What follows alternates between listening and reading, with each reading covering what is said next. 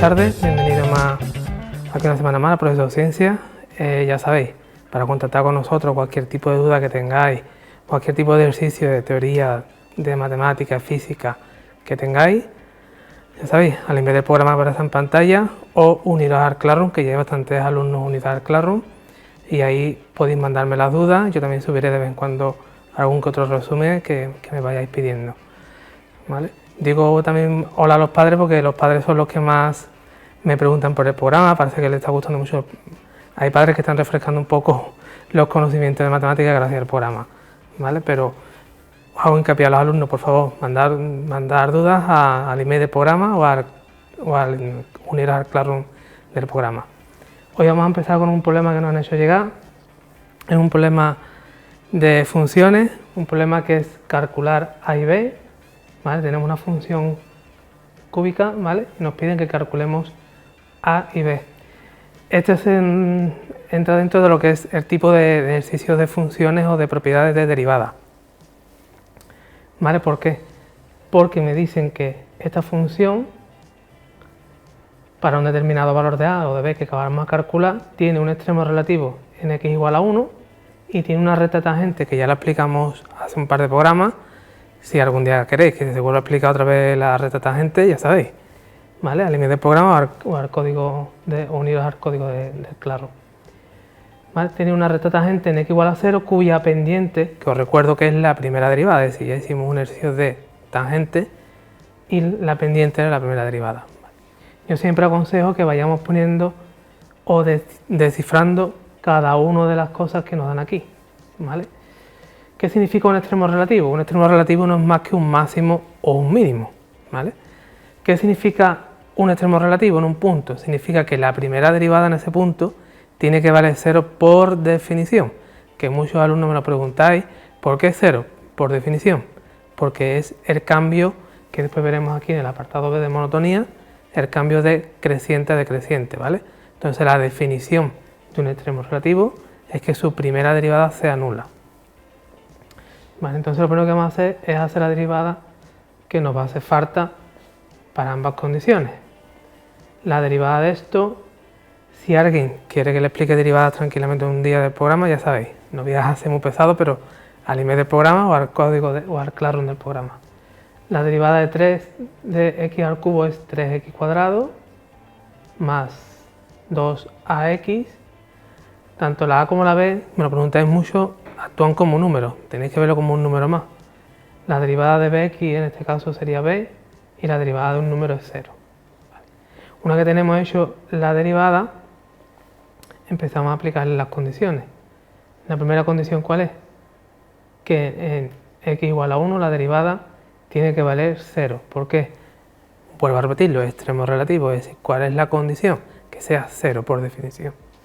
Entonces, vamos sustituyendo donde ponga la x, ponemos un 1, ese sería 3 por 1 más 2 por 1 más b.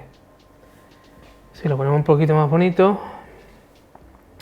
sería 3 más 2a más b igual a 0. No os preocupéis porque ahora nos queda una condición más, que es la recta tangente. Vale, la recta tangente, aquí lo que nos importa es la pendiente. Y os recuerdo que la pendiente es la derivada en este punto, que en este caso es 0.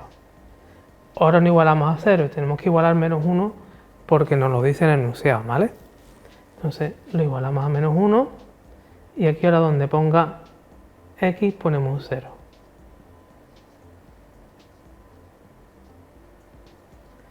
Si os fijáis aquí automáticamente me sale que la b vale menos 1. Como ya tengo la b, si sustituimos aquí arriba, ponemos automáticamente menos 1 y así calcularíamos el valor de a.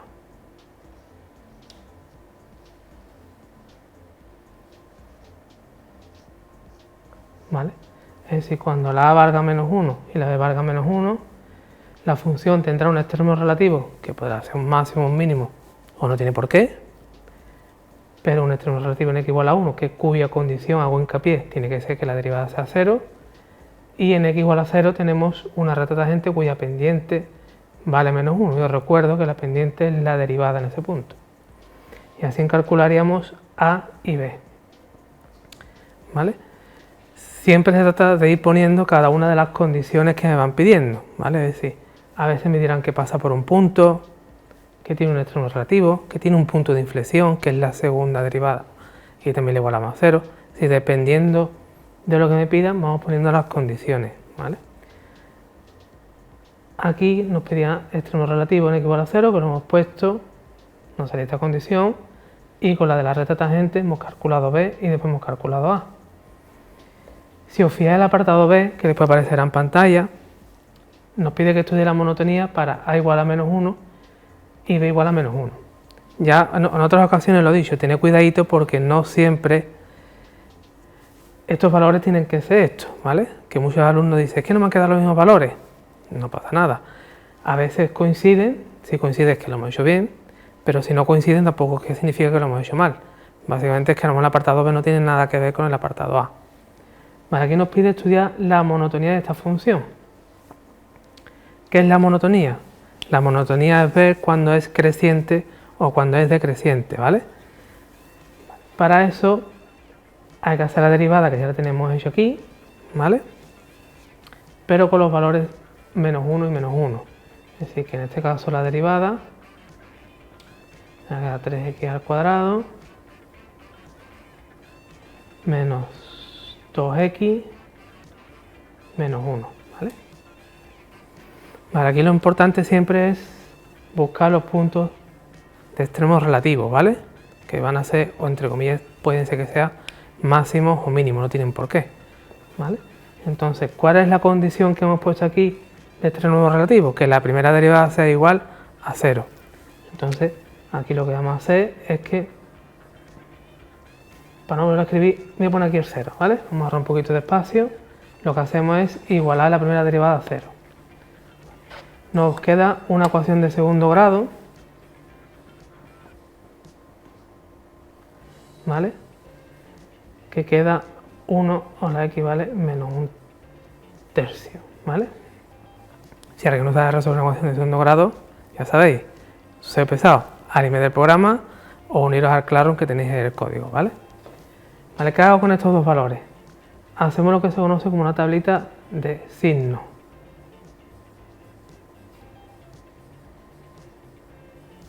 ¿Vale? Ponemos aquí el menos 1 tercio, ponemos aquí el 1, ¿vale? Se trata de ver el signo de la primera derivada, ¿vale? Cuidadito, el signo de la primera derivada. No me voy a la función original, es decir, me voy a la función derivada, ¿vale? ¿Vale? Si por ejemplo cogemos un número antes del menos 1 tercio, por ejemplo el menos 2, sustituimos aquí.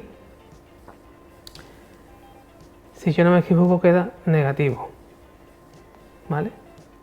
Entre menos 1 tercio y un 1, si cogemos el 0, también va a quedar negativo. Y a partir del 1, si cogemos el 2, sustituyendo aquí la x, si yo no me equivoco va a quedar...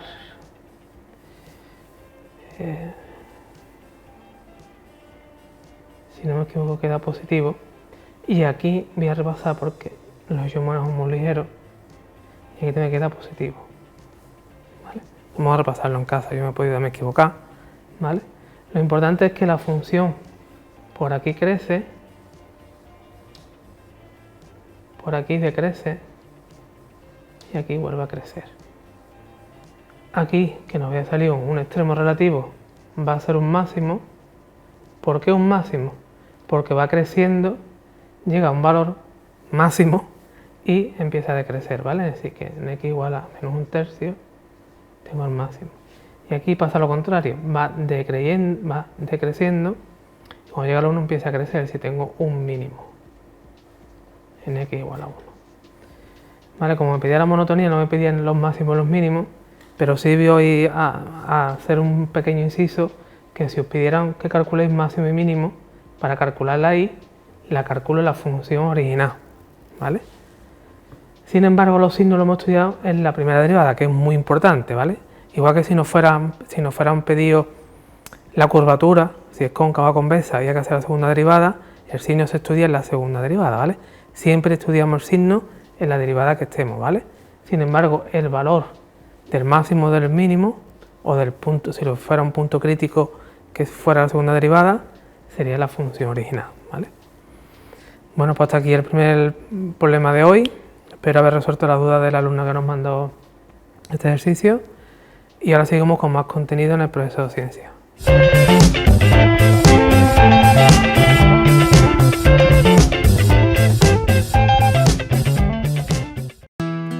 La matemática que aprendemos en la escuela nos permite tomar mejores decisiones.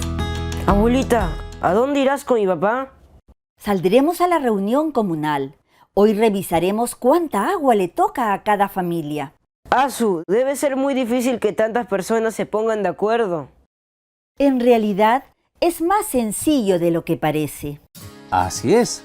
El agua que está en los pozos se reparte en diferentes cantidades dependiendo del tamaño de los terrenos que tiene cada familia. Nadie se queda sin agua para sus terrenos. ¿Y cómo se sabe la cantidad de agua que hay en cada pozo? Carlos, estoy segura de que has aprendido a calcular eso en el cole. Debes conocer el área del fondo del pozo y... Multiplicarlo por su altura. ¡Oh, claro! Así sabríamos aproximadamente cuánta agua llenaría ese pozo. Cuando intercambiamos experiencias cotidianas y opiniones con los hijos, estamos contribuyendo a reforzar sus conocimientos. El diálogo familiar es una de las mejores herramientas para lograrlo.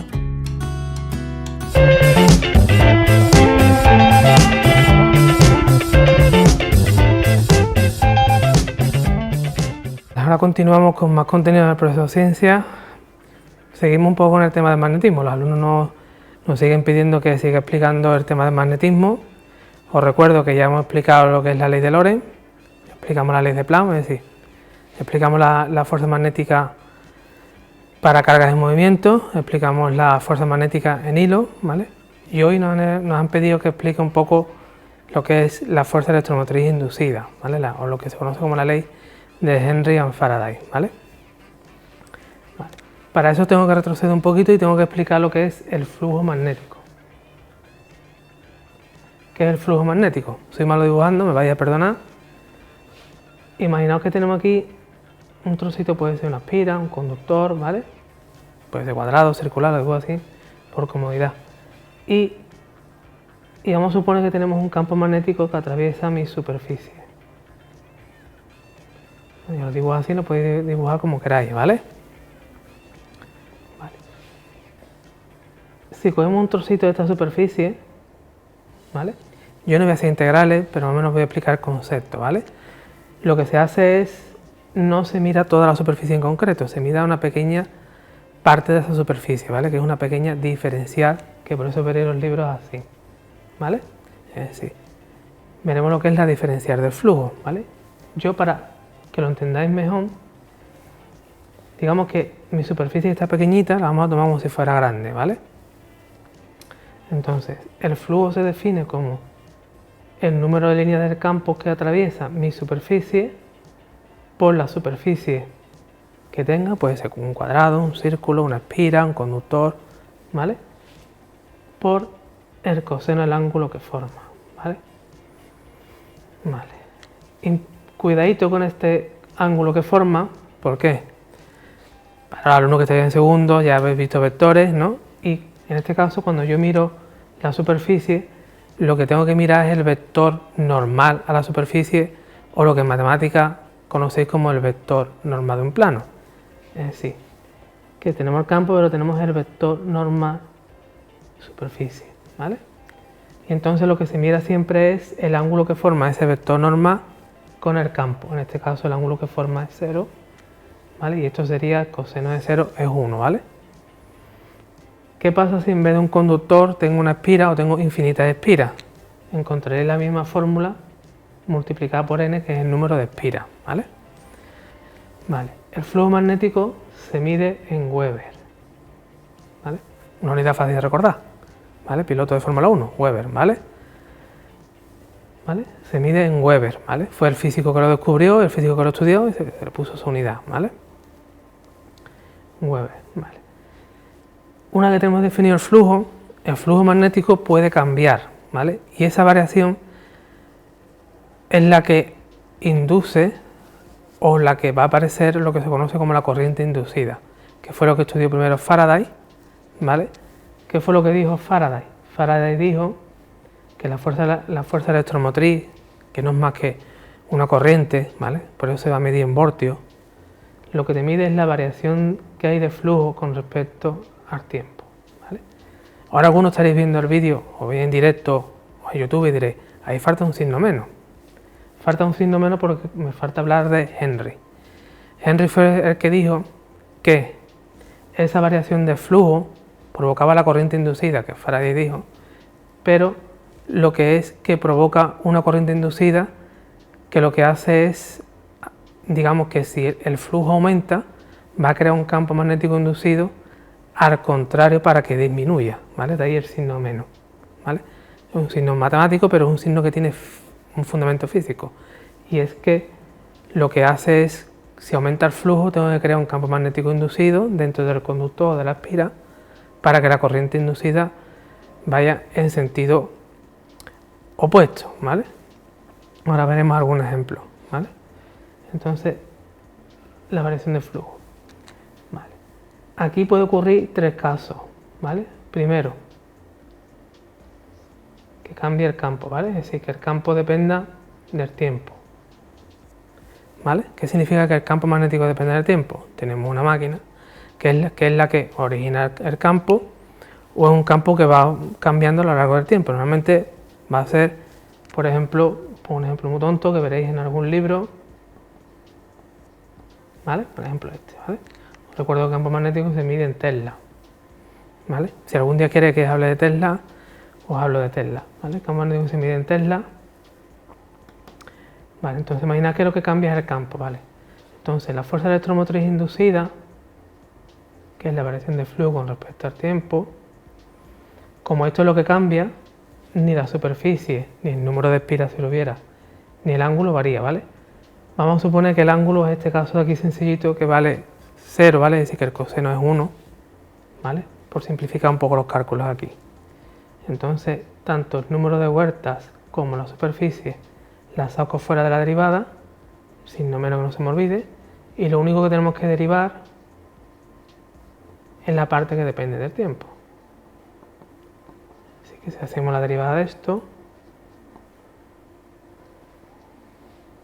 ¿vale? Y este sería, por ejemplo, lo que es la corriente inducida, o en este caso la fuerza electromotriz inducida, que no es más que un voltaje, ¿vale? De hecho, la unidad que se mide en voltios, ¿vale? Vale. Si tengo los voltios, ¿cómo saco la corriente inducida? Pues facilito, me voy a la ley de Ohm, lo pongo aquí, que muchas veces os la piden. La ley de Ohm, os recuerdo que os dicen que el voltaje es igual a la intensidad por la resistencia. El voltaje es esto, aunque se diga fuerza electromotriz inducida, es voltaje, acordaros. La resistencia me la tienen que dar en ohmios y calcularíamos la corriente inducida, ¿vale? Vale, esta sería la fuerza electromotriz inducida, un ejemplo fácil de cómo varía el campo en función del tiempo. ¿Cuál es el siguiente caso más común? Que lo que cambie es el ángulo, ¿vale? Es decir, que tenemos una espira que va girando, ¿vale? Yo voy a usar un poco el borrador para que me entendáis. Bueno, voy a escribirlo primero y ahora pongo el ejemplo. Voy poniendo un ejemplo con la mano. Vale, en este caso hemos dicho que es el ángulo. El ángulo va a girar, entonces lo vamos a poner como omega por t, ¿vale? ¿Por qué omega por t? Un movimiento circular, ¿vale? Os tendrán que dar la omega en radianes por segundo o revoluciones por minuto. Es cuestión de cambiar las unidades, ¿vale? Vale, entonces, si volvemos a escribir el flujo, veis que ahora lo que depende del tiempo es el coseno. Es decir, cuando yo aplique la fuerza electromotriz inducida,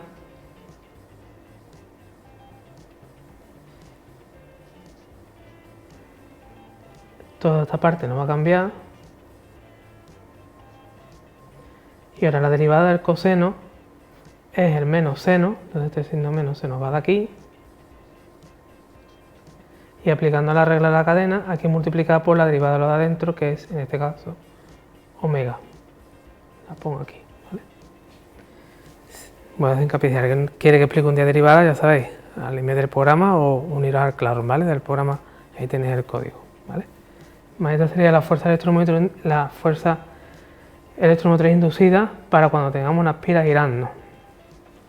Básicamente, para que entendáis lo que ocurre, y que lo que yo he hablado de la corriente y lo del signo menos, imaginad que esta es la aspira, ¿vale? Pantallas, pero como soy malo dibujando aquí, voy a hacerlo así, y si no en pantalla aparecerá un dibujito mejor, ¿vale? Imaginad que tenemos una aspira. En un principio el boli va a ser mi campo magnético, ¿vale? El campo magnético va hacia la cámara que me está enfocando, ¿vale? Y el vector superficie también va para allá, ¿vale? Así que en un principio tendríamos flujo máximo, porque esto sería 1, sería, me parece, flujo máximo, ¿vale? A medida que la aspira va girando, es decir, el ángulo va cambiando, fijaos que ahora el vector superficie y el vector del campo magnético forman un ángulo de 90, es decir, que sería 0. Es decir, no tendríamos flujo, ¿vale? ¿Qué ocurre en la naturaleza? Pues nuestra aspira o nuestro conductor es muy listo y por la ley de Henry von Faraday, que fueron los que lo estudiaron, el conductor o la aspira va a crear un campo magnético, ¿vale? De tal forma de que va a compensar las pérdidas de flujo, es decir, si el campo magnético va para allá, va a crear un campo magnético inducido siempre dentro del conductor que favorezca el aumento del flujo, ¿vale? ¿Y eso qué va a provocar? Que dentro de la aspira se cree una corriente inducida que se calcula como el otro día lo hicimos con la regla de la mano derecha, ¿vale? Es decir, que a medida que va girando, va disminuyendo el flujo, ¿vale? Pero la fuerza electromotriz inducida va aumentando. ¿Por qué? Aumenta. ¿Por qué? Porque crea un campo magnético inducido que va a favorecer que el flujo vuelva a ser máximo y crea a su vez la corriente inducida. En verdad no es el campo magnético quien crea la corriente inducida. Como ya vimos en los programas anteriores, una carga en movimiento genera el campo magnético. Es decir, que mi conductor va a generar una corriente inducida que es la que provoca ese campo, ¿vale? Cuidadito cuando lo dibujáis, siempre dentro del, en este caso del borrador, pero siempre dentro de la aspira, ¿vale? O del conductor, ¿vale? Nunca fuera, ¿vale? Bueno, ¿qué pasa si esto vuelve girando? Fijaos que si vuelve girando, ahora el vector normal apunta hacia mí, el campo magnético no ha cambiado, ¿vale? Esto sería ahora otra vez, en este caso, menos 1, ¿vale? Es decir, que estaríamos con flujo máximo negativo. Entonces la corriente inducida desaparece, ¿vale? A medida que va girando, ¿vale? No vuelve a haber flujo porque el ángulo entre ellas hace que el coseno sea 0 y vuelve a aparecer la corriente inducida que ahora va a crear un campo magnético inducido, pero ahora en vez de así hacia la cámara, hacia mí, ¿vale? De tal forma que si esto va girando es como un ciclo, ¿vale? Va pasando de flujo máximo a flujo mínimo, así sucesivamente, ¿vale? Sí, entonces la corriente inducida va siempre alternando, es decir, va cambiando de dirección. De ahí que se conoce como la corriente alterna, ¿vale? Vale. Matemáticamente o gráficamente, que es un poquito más feo, que a veces os lo piden que lo dibujéis. Yo soy malo dibujando, ¿vale? ¿Vale? Como es seno, aparecerá aquí, ¿vale? ¿Vale? Y lo que va haciendo es una cosa así. Esto a veces os lo piden, ¿vale? Eso sería la fuerza electromotriz en función del tiempo, que es esto de aquí, ¿vale? El flujo, que lo tenemos aquí, sería todo lo contrario, es decir, cuando es 0 estaría aquí. Si me lo dibujando no van a coincidir, pero donde uno es máximo el otro es mínimo, ¿vale? ¿Vale? Más o menos. De todos modos voy a intentar que os lo pongáis en pantalla para que lo veáis mejor, ¿vale? Pero lo que quiero que os quede claro es que el caso 2 es lo que más adelante, o seguramente ya estaréis viendo en el instituto, es lo que se conoce como la corriente alterna. Es como un generador, ¿vale? Una forma fácil de producir electricidad es básicamente hacer girar una aspira dentro de un alternador largo de tal forma de que los ángulos van provocando que la corriente pase de más a menos, es decir, va cambiando el sentido. De que se conoce como corriente alterna. Si queréis que la explique más tranquilamente otro día, ya sabéis, ahí tenéis el email del programa o uniros al Classroom y me la pedís, ¿vale? Es muy interesante, incluso me puedo traer, en vez del borrador, me puedo traer a lo mejor algo más para que lo veáis mejor, ¿vale? Vale, pues este es el caso en el que tenemos la aspira va girando. Y nos queda el tercer caso, que es el más sencillo para mí, pero no sé por qué es el que más le cuesta a los alumnos. Si os fijáis, ya hemos visto que cambia el campo, cambia el ángulo, ¿vale? ¿Qué es lo que nos queda que cambie? La superficie, ¿vale? ¿Vale? Voy a borrar esto de aquí, ¿vale? Y voy a borrar por aquí también. Quedo con esto para tener los tres casos.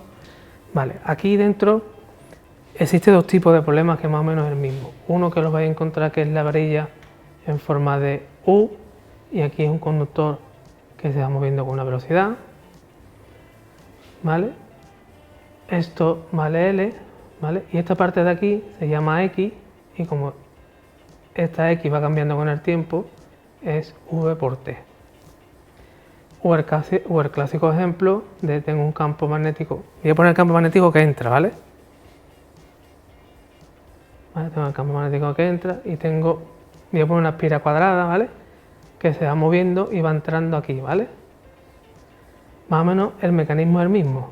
Esto de aquí no cambia, es L, y lo que va cambiando es la superficie donde aparece el flujo, ¿vale? Es decir, aquí no hay flujo, a medida que va entrando va apareciendo el flujo. Ahora explico lo que ocurre con la corriente inducida, ¿vale? Y lo que va cambiando, digamos, es la parte esta de aquí, que igual que antes la llamamos X, y esta de aquí es V por T. Por lo tanto, si escribimos aquí el flujo, será el número de espiras, el campo, y ahora la superficie es L, en ambos casos no cambia, y lo que sí cambia es V por T, ¿vale? Y en ambos casos vamos a poner el campo magnético para adentro o para afuera, como queráis, ¿vale? De tal forma que de que el ángulo que forma, voy a borrar el flujo que estaba aquí,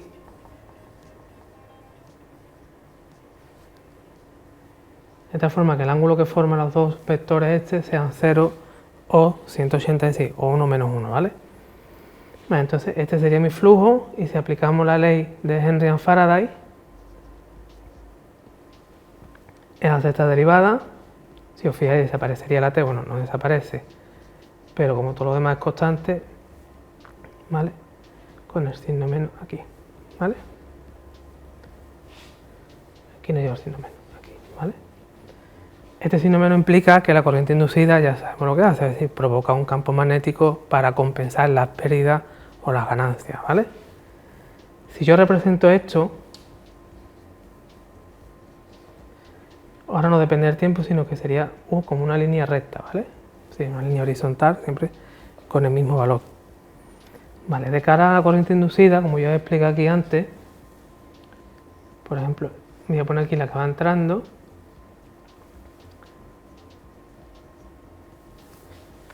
Aquí la ley de Ohm.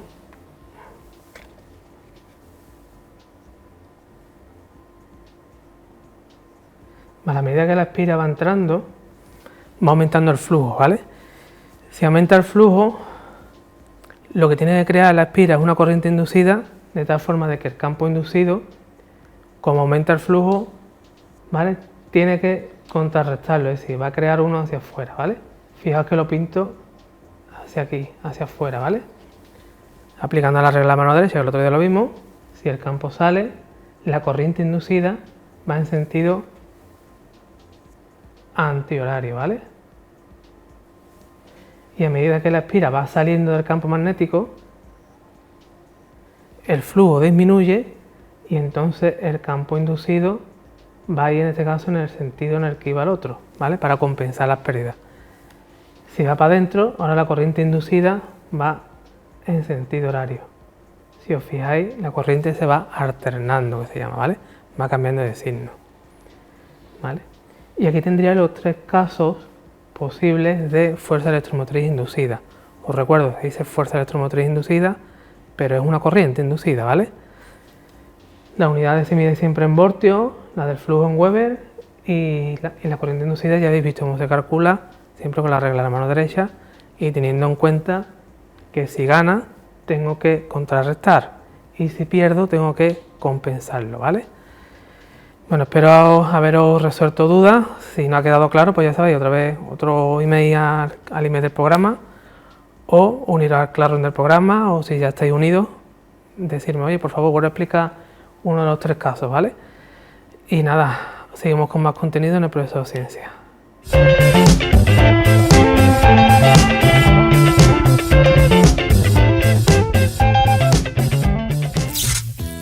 Corriente alterna y continua. Si conoces una pila, ya conoces la continua. La corriente continua se llama así porque es una corriente eléctrica que fluye en un solo sentido. Las pilas, por ejemplo, entregan corriente continua ya que fluye desde un polo hacia el otro polo, siempre en un mismo sentido. La corriente alterna, por el contrario, está constantemente cambiando su polaridad, y de ahí su nombre, ya que alterna constantemente entre positivo y negativo. Un ejemplo de eso es la corriente que podemos encontrar en la toma de corriente de nuestros hogares. Si graficamos ambas corrientes en un gráfico de voltaje versus tiempo, veremos cómo la corriente continua se mantiene estable en el tiempo, mientras que la corriente alterna toma la forma de una onda sinusoidal. Ahora, si pudiéramos ver el flujo de electrones en corriente alterna, veríamos algo más o menos así. Los electrones primero tienden a ir en un sentido y luego de vuelta. En realidad no recorren la distancia completa, pero hacen el trabajo igual. Esto hace que la corriente alterna no sirva para los dispositivos electrónicos, pero sea muy eficiente para transportar energía a grandes distancias. De hecho, es por eso que a tu casa no llega corriente continua, sino corriente alterna. El problema, claro está, es que para usar esa corriente alterna en un dispositivo electrónico, debes transformarla en corriente continua. Y ahí la respuesta de que todas nuestras cosas tengan cargadores, transformadores y convertidores, que son en realidad fuentes de poder que convierten la corriente alterna en continua.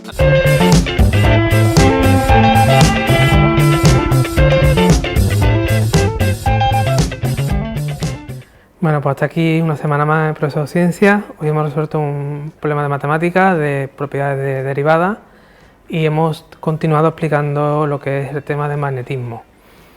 Ya sabéis, no tengáis reparo, cualquier tipo de duda, si queréis que explique parte del temario, cualquier ejercicio, que no os dé reparo ni vergüenza, aunque sea una ecuación de segundo grado, una simple derivada, al email del programa que aparece en pantalla, o uniros al Classroom, que ya hay bastantes alumnos unidos. Ahí tenéis el código y unís. Y hasta aquí el Profesor de Ciencia, y hasta la semana que viene.